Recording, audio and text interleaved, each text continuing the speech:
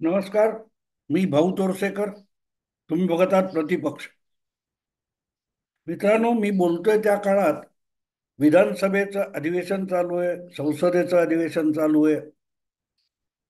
आणि या सगळ्या गडबडीमध्ये जी जी काय हल्ली, मी खरं सांगतो प्रामाणिकपणे, जवळजवळ टीव्ही बघणं किंवा न्यूज चॅनेल बघणं सोडून दिले.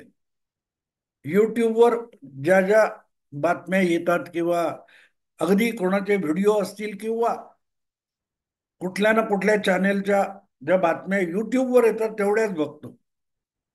आणि त्यामुळे अनेकदा पुढच्या मागच्या बातम्या होतात. काल परवा एक बातमी बघितली ह्या सगळ्या औरंगजेब वगैरे या विषयावरून जो गदारोळ चालू आहे, त्या निमित्ताने एक ज्ञानार्जन झालं. आणि ज्ञानदान करणारे होते ते शरद पवारांना पितृतुल्य मानणारे जितेंद्र आव्हाड. बऱ्याच दिवसात जितेंद्र आव्हाडांकडे आपलं दुर्लक्ष झालं होतं, म्हणजे माझं तरी झालं होतं. कारण माणसं निरर्थकच बोलायला लागली तर त्याकडे किती बघायचं आणि त्याच्यासाठी आपला मेंदू किती खर्च करायचा हा प्रश्न पडतो. आणि त्या दृष्टीने आव्हाडांकडे अनेकदा बहुधा दुर्लक्षच करावं लागतं. कारण काहीही तर्कहीन, तर्कदुष्ट, तर्कविहीन बोलत राहायचं आणि कॅमेऱ्यासमोर यायचं. या पलीकडे या लोकांच्या आयुष्यात काही उद्दिष्ट राहिलेलं नसेल. म्हणजे कुठेही काही झालं तर तुम्हाला आठवतं ना, अण्णा हजारे यांचं लोकपाल आंदोलन वगैरे चालू होतं. आणि त्या कालखंडामध्ये कोणाला तरी एका माथेपुरू सरदारजीने, शीख तरुणाने, एका कार्यक्रमाला निघालेल्या शरद पवारांना त्या समारंभ स्थळी थोबाडीत मारलं होतं. आणि त्यावरून कुठचा तरी मूर्ख चॅनेलवाला अण्णा हजारेंना प्रतिक्रिया विचारायला गेला राळेगण सिद्धीला. आणि अण्णा हजारे म्हणाले की एकही मारा. आता अण्णा हजारे हा अक्षरशः गावंढळ माणूस आहे. फार बुद्धिमान अगदी काय विद्वज्जड वगैरे असा नाहीये. त्यामुळे त्यांनी सामान्य माणसं जी बोलतात, प्रतिक्रिया देतात, तशीच प्रतिक्रिया दिली होती. तर ती प्रतिक्रिया ऐकून त्याच्यावरून परत बवाल करण्यात आला. आणि त्यावर जितेंद्र आव्हाड यांनी ठाण्यामध्ये निदर्शनं केली होती. अण्णा हजारेंचे पोस्टर बनवून घेतले आणि त्याला जोडे मारा आणि अण्णा हजारे म्हणजे नवा गोडसे आहे वगैरे इथपर्यंत येऊन गेले. दुर्लक्ष करण्यासारख्या गोष्टी यांना दुर्लक्षित करता येत नाहीत. कोणीही शरद पवारांच्या थोबाडीत मारण्याचं समर्थन केलेलं नव्हतं. त्याला पकडण्यात आला जो कोणी होता तो. पण तिथून तुम्ही एकदम गोडसेपर्यंत मारण्याची काय गरज होती? पण जगात काहीही घडलं, जगात काहीही घडलं, ते म्हणतात ना, अमुक तमुक झालं, करून गेला गाव आणि बाबू सावताचं नाव वगैरे असं काहीतरी एक काही लोक बोलतात.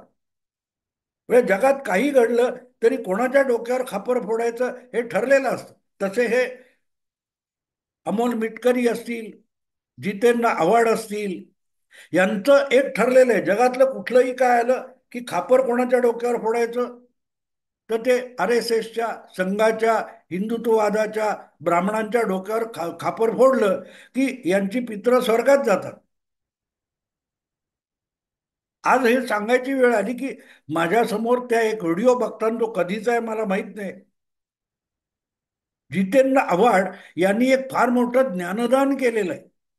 ज्ञानदान केलेलं आहे. ते औरंगजेबाच्या कबरीचं उखडणं वगैरे जे काय वाद चालू आहेत त्या संदर्भात, महात्मा हा त्याच्या कर्तृत्वाने, त्याच्या गुणवत्तेने, त्याच्या प्रतिभेमुळे महात्मा नसतो, असं एक नवं तत्वज्ञान मांडलेलं आहे.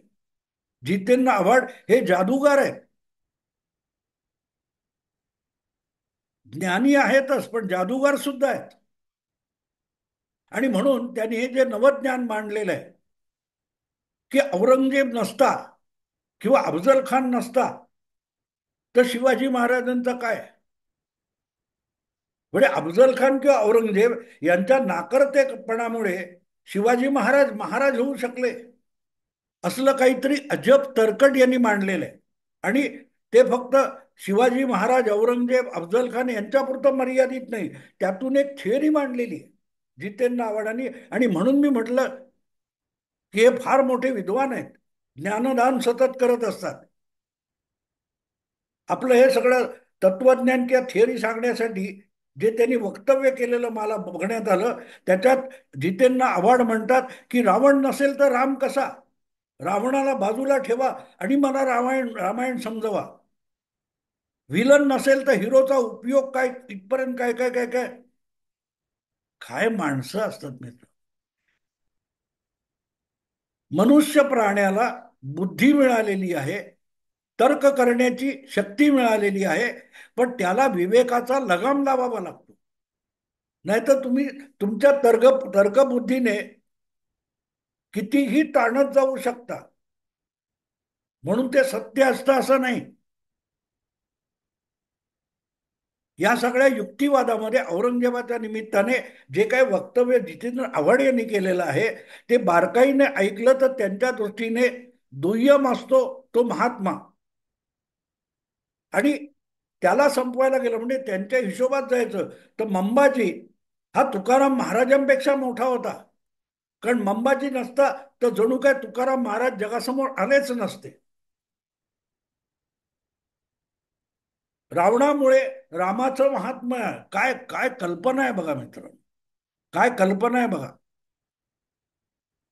मला आठवतं कॉलेजच्या काळामध्ये एक सुंदर मुलगी आमच्या कॉलेजमध्ये होती. आणि हीच थिअरी, पण ती सुंदर आहे याच्याबद्दल वाद नव्हता. सगळे त्याला त्या काळातली मोठी सुंदर हिरोईन म्हणून सायरा बानू म्हणायचे. तर आमच्या कॉलेजमधल्या त्या मुलीला सुद्धा आमच्या कॉलेजची सायरा बानू म्हटलं जायचं, ब्युटी क्वीन. तर त्यावेळेला माझ्या बरोबरचा एक असाच आव्हाडांच्याच बुद्धीचा माणूस होता, मुलगा होता. तो म्हणायचा, बघ ही काय सायरा बानू वगैरे नाही रे, ही काय फार सुंदर आहे नाही रे. सतत आपल्या भोवती सुंदर नसलेल्या मुलींचा घोळका घेऊन फिरते, म्हणजे आपण सुंदर दिसावं असं हिचा प्रयत्न असतो. ती मुळात सुंदर नाही असं त्याचं काय ते तरकट होतं. तेच तरकट जितेंद्र आव्हाडच मांडताय की विलन नसेल तर हिरो नसतो. क्या बात है, क्या बात है. रामाला समजून घ्यायचं असेल, रामायण समजून घ्यायचं असेल तर रावण मोठा असतो आणि रावण नसता तर रामायणच नसतं. क्या बात है, क्या बात है. पण हे सगळं सांगताना आपण अण्णा हजारेंचा फोटो बनवून त्याला जोडे मारण्याचं जे आंदोलन केलं होतं, त्याला गोडसे हे नाव का दिलं? गोडसेवादी का ठरवलं अण्णा हजारेंना? अण्णा हजारे तर गांधीवादी म्हणून प्रसिद्ध आहेत, आधुनिक गांधीवादी.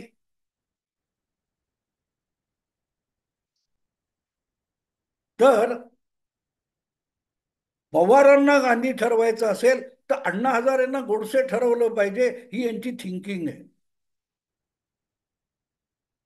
गोडसे म्हणजे हिंसाचार, आणि गोडसे नसेल तर गांधीच नसतो असं सुद्धा एक प्रकारे जितेंद्र आव्हाड समजावत आहेत. रावण नसता तर रावण कुठून आला? आता हीच भूमिका किंवा हीच थिअरी थोड्याफार फरकाने इतरांनी वापरली, मग ते गुन्हेगार असतात. औरंगजेब, अफजल खान यांच्याशिवाय शिवाजी महाराज नसतात असं म्हणणारे जे दिवटे आहेत, हे भगतसिंग कोश्यारीवर कशाला तुटून पडले होते? महाराष्ट्राचे राज्यपाल होते भगतसिंग कोश्यारी. उद्धव ठाकरे मुख्यमंत्री असताना अत्यंत वादग्रस्त ज्यांना बनवण्यात आलं अशा राज्यपाल होते.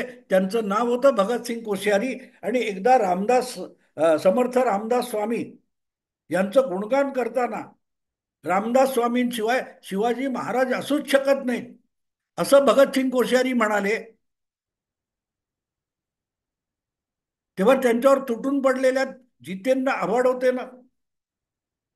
कारण शिवाजी महाराजांना चांगल्या चांगल्या गोष्टी ज्यांनी ज्यांनी शिकवल्या असं म्हणतात, त्यात एक रामदास स्वामींचं नाव येतं. ते गुरु होते नव्हते हा विषय बाजूला ठेवा, पण रामदास स्वामी समकालीन होते, समकालीन होते.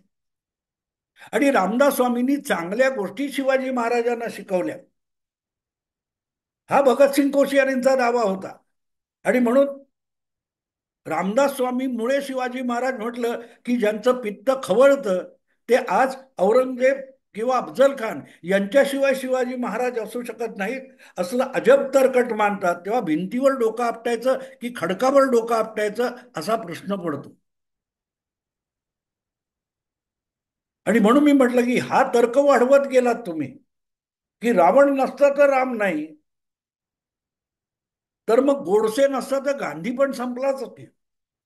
पण चमत्कारिक वाटला तर युक्तिवाद संपूर्ण चुकीचा नाहीये. आजच्या काळातले हे तथाकथित नवीन मराठा इतिहास सांगणारे जे अनेक इतिहासकार तयार झालेत शरद पवारांच्या आशीर्वादाने, त्यांचं तर्कट हे असंच असतं. त्यांना शिवाजी महाराजांविषयी कर्तव्य नाहीये. त्यांना अनाजी पंत आठवतात. मराठ्यांचा इतिहास म्हणजे अनाजी पंत असतो किंवा तो कृष्णाजी भास्कर असतो. बाकीच्या गोष्टी दुय्यम.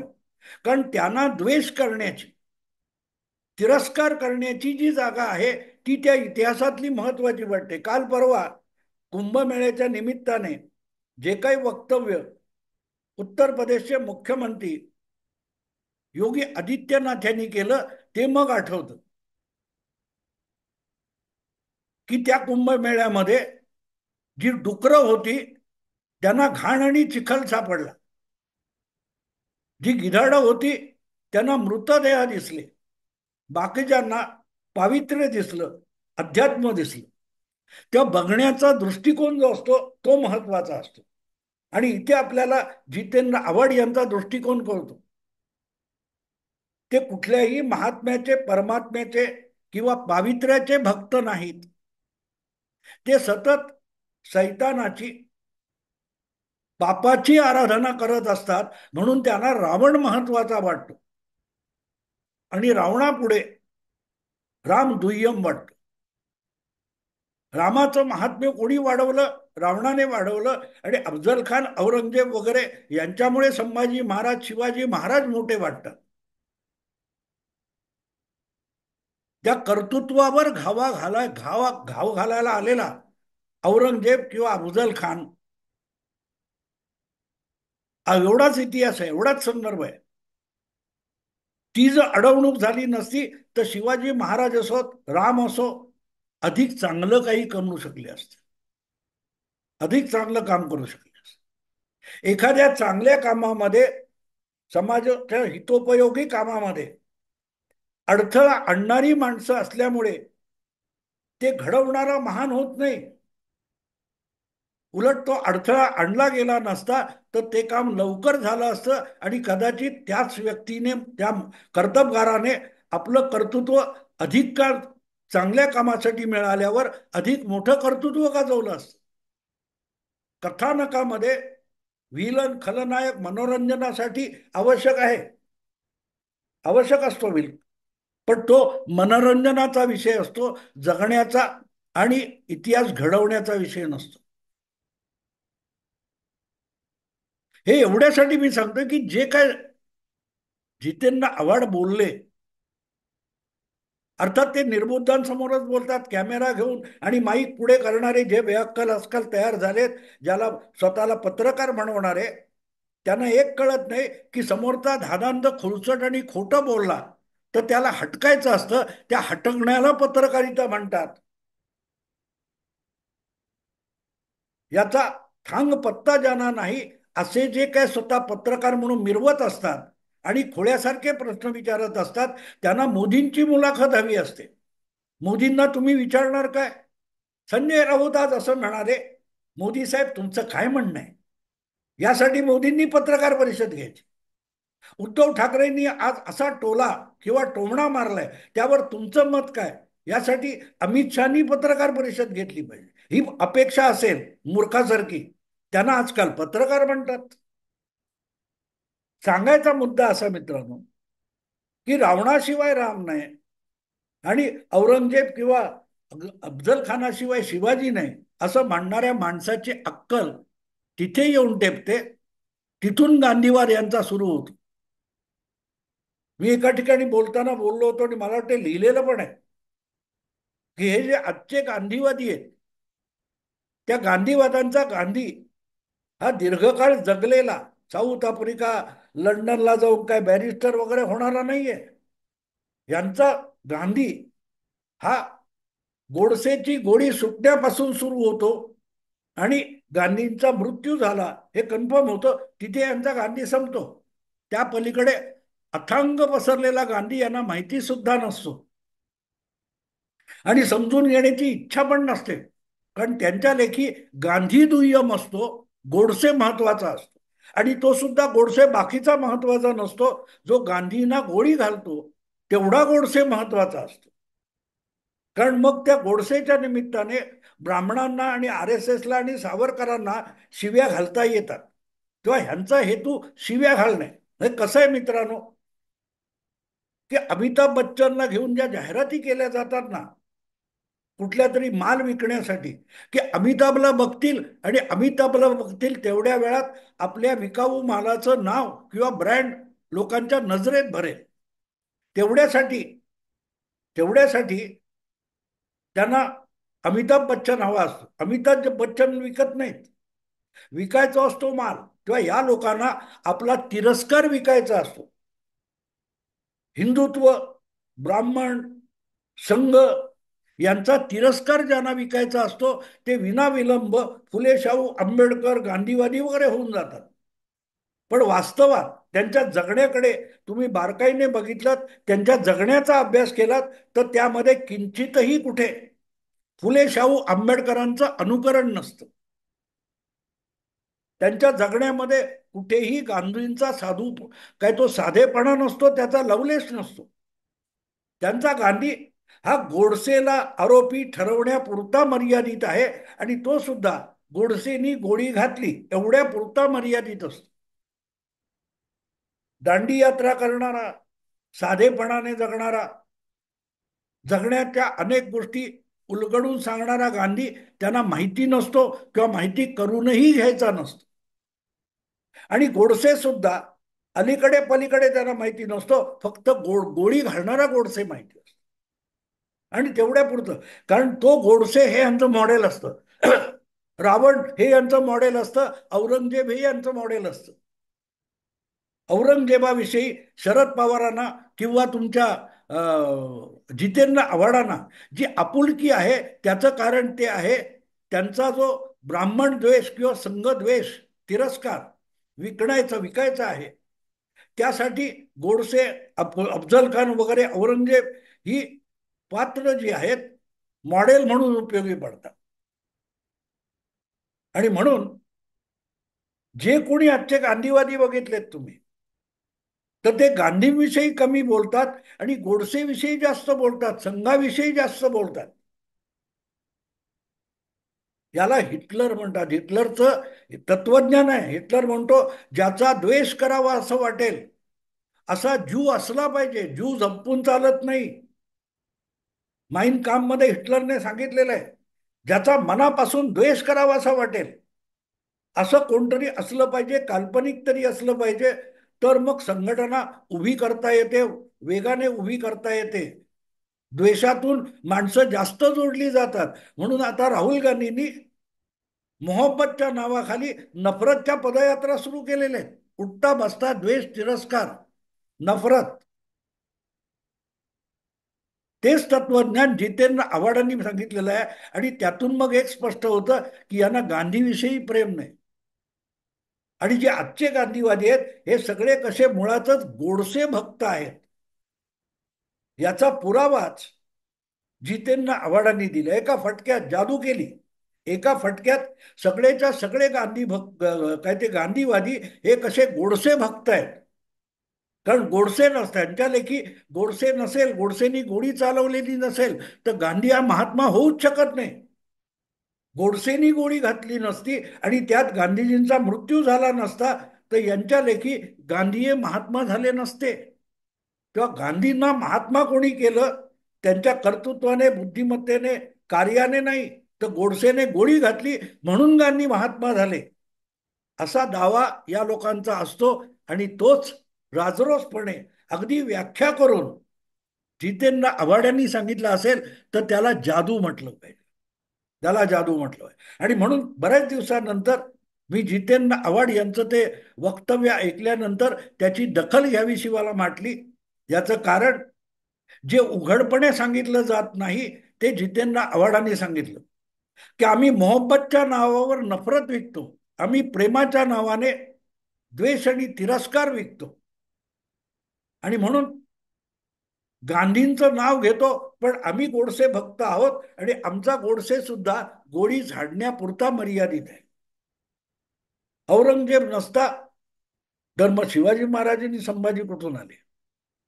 राम हा रावणामुळे असतो, ही जी थिअरी आहे त्याचा अर्थ सरळ आहे की गोडसे गोळी घालायला पुढे सरसावला नसता तर या लोकांनी गांधी हे नाव सुद्धा घेतलं नसतं. एवढाच जितेंद्र आव्हाडांच्या बोलण्याचा अर्थ आहे. मित्रांनो, आता इथेच थांबतो. आवडलं लाईक करा, शेअर करा आणि प्रतिपक्षाला सबस्क्राईब करा. नमस्कार.